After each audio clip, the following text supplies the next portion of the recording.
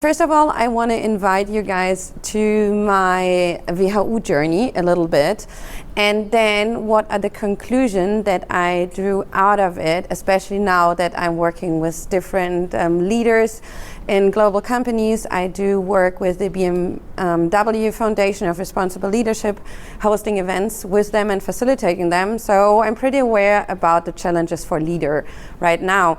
And why do I think that the journey at WHU is the best opportunity to create a skills and diverse leadership and inclusive leadership, and is actually the, so to say, you get it for free thing for your application when you go for the future jobs, because we do not have WHU MBA focused on diversity. We have different concentrations. You all guys probably know that. So I'm a woman, you can see that. I'm also German-Brazilian, so my mom is Brazilian, my dad is German, actually came from Russia. I recently did a DNA analysis, and I am 37% Portuguese, 29% Russian, 26% German, and then comes some percentage of Cameroon, Ghana, and Spain, and native Latin Americans. So I knew that I was diverse, and now I have proof of it.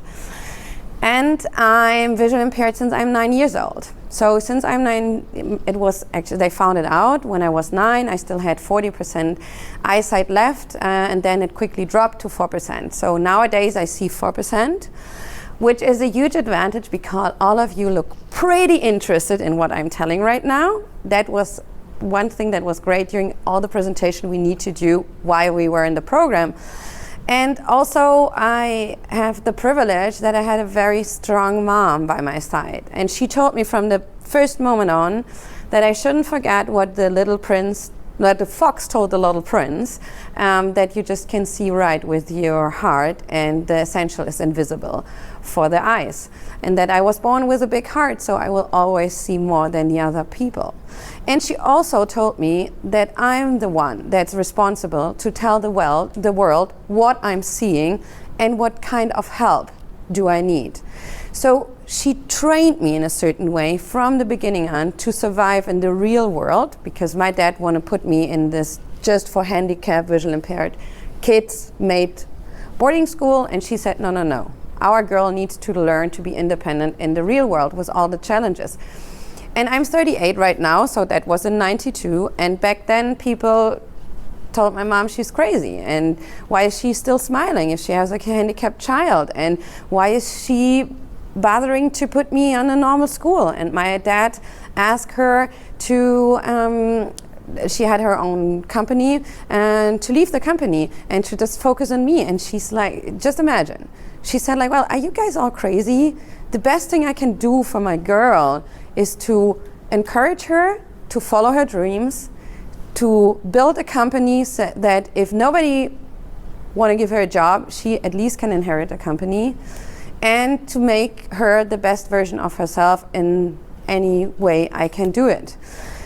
Having that said, and having my strong mom and also the support of the government and my dad doing all the law stuff in mind, I still started to work and thinking that I'm a liability. So in the first 10 years of my career, I thought that I need to prove that it's valuable that you give a job to somebody that has a handicap, and that I need to work even harder than any other person that didn't have a handicap, and that I need to prove that, and each and every day, and then I actually need to get better than the people that can see. So I was so focused on that left me into a very bad burnout in 2013. Coming out of the burnout, what does an intrinsic motivated person do? Yes, applies for MBA program full-time at WHU, because what you need after burnout is a little bit more pressure in your life. Actually, I do remember I had my admission conversation on January 24th in 2014. I came here to campus and I told Heidi back then, well, I'm visually impaired, I want to do the MBA here, and can I? And she said, as long as you need as long as you know what you need, we will provide you with that. And I was, wow. My second thought was, yeah, for this shitload of money that I'm paying you. That's actually what I'm expecting from you guys. But having that said, it was not a lip service. I experienced a lot of lip service for inclusion before I joined the WHU. It was not. I had so much support here in every moment. But what really changed my life and opened my eyes for how great it is to work in diverse teams is that on my first day in April 1st, 2015, I was sitting there in the room presenting ourselves, right? And then you look this very motivated, highly intrinsic, motivated alpha animals that spend as much money as I spend plus opportunity cost. You all made the math before you joined the program, right? And I looked around and I said, they will throw me under the bus in the first opportunity they got. Because who want to have a blindie in their team? We are talking about PowerPoint presentation, Excel slides, walking around, reading fast, reading books. It's like all the things that I said, I can't do it. I went to, back then, the coach that was with us. I thought, like, John, I won't make it. I was 2 hours into the program, right? I won't make it. And he said, chill, Lina. They will learn more from you than you can learn from them. Just relax, just be your authentic self. And I said, this old guy is crazy. There's no way. Like, wait, do you know how much money they paid in their currency? It's like, there's no way. I was proven wrong with each and every team I worked with. We were 44 people, 18 nationalities. We represented all categories that we nowadays have in diversity and inclusion. We didn't have classes on inclusivity or on diverse leadership or anything like that. But I had my first leading a diverse team, being part of a diverse team experience while I was at the program. Because as all of you know, you do not choose with who you will work with, right? You were thrown in the groups. I had always 2 Chinese people, at least 1 Indian, another culture, and a German. So diversity and inclusive leadership, how we are calling it nowadays, and the studies are about that, this is actually happening. This is something that you live while you are here. This is this thing that prepares you for each and every leadership experience and challenge and everything you will have in the future. And although I was being more confident and I felt good and people were supporting me and the program was supporting me. I don't know if you had classes with Garen, but actually that was the second moment where I said I won't make it. Financial accounting. But then we were in India with Sishan, back then before the pandemic. And we were by the end of the program and I had this awesome experience, and still I was telling myself the story that I'm a liability. So I sat there around with my friends, my colleagues of the studies, and I told them, so grateful that you guys all gave me a chance. So grateful that you all made me feel that I belong to the team. Up to the moment where Barrett, he was from the States, stand up to me and said, like, Lina, I'm done with hearing the story from you. Stop to see yourself as a liability. See yourself as an asset. I work with you in 3 different teams, and I actually prefer to work with you over 80% of the people here in the group. So you're telling yourself your story, and you're responsible to change that. And this is one of the reasons why my experience during the program was life-changing. And now I come to the point why this is important for all of you guys, not just to join the initiatives here, but to really, really take this responsibility. Because one thing that you are exposed to while you're in the program, especially the MBA program, Jan mentioned that the bachelor and master programs, they're not as diverse as the MBA programs, is you get on-field experience what it means to lead a heterogeneous team. You are trained and actually feel comfortable in the uncomfortable, because that is what it means to lead a diverse team. You will have discussions, as when Claudia was mentioning that she has discussions with Jan, and where they have disagreements, and Jake mentioned, well, this is diversity. It is.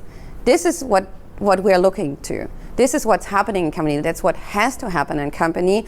That's what I see the leaders that I coach, for example, or I work with, that they really, really are training to do. And you're getting that for free during the program.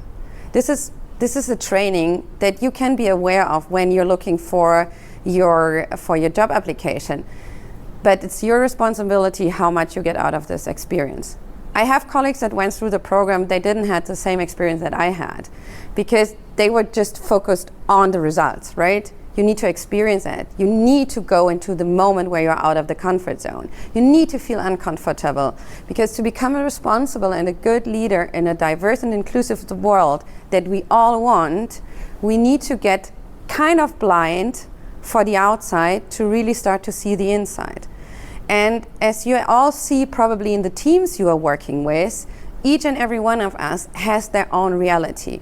It's not you have the reality because you're from Germany and you're from Poland and you're from Asia and India or something like that. No, each and every one of us, each human being has their own particular reality. What means they have their own particular way of solving a problem. Just imagine how much innovation that is. When we stop to listen, we're not listening anymore. We need to really start to share realities, asking questions, stop to be politically correct. Be kind, be always honest, treat people like everybody should be treated, but don't think too much about political correctness and it's my opinion, right? It's my particular opinion because I do think I encourage everybody to ask me, how do you see the world? What's that? Why?